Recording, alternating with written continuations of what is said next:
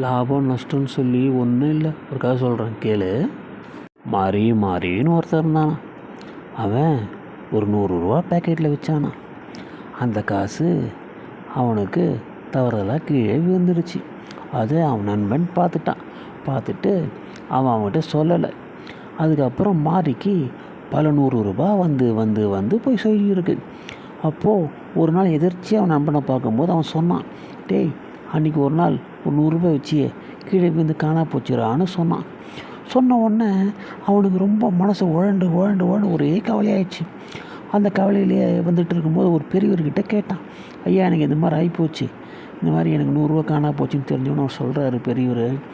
தம்பி அந்த காசு காணாவே பல நாள் ஆயிடுச்சு, தெரியாத வரைக்கும் உனக்கு ஒன்றும் தெரியல, தெரிஞ்ச உடனே ரொம்ப பதைக்கிற. லாபம்னு சொல்லி ஒன்றும் இல்லைப்பா, நஷ்டம்னு ஒன்றும் இல்லைப்பா, நம்ம தான் லாபம் நஷ்டம்னு சொல்லி மனசை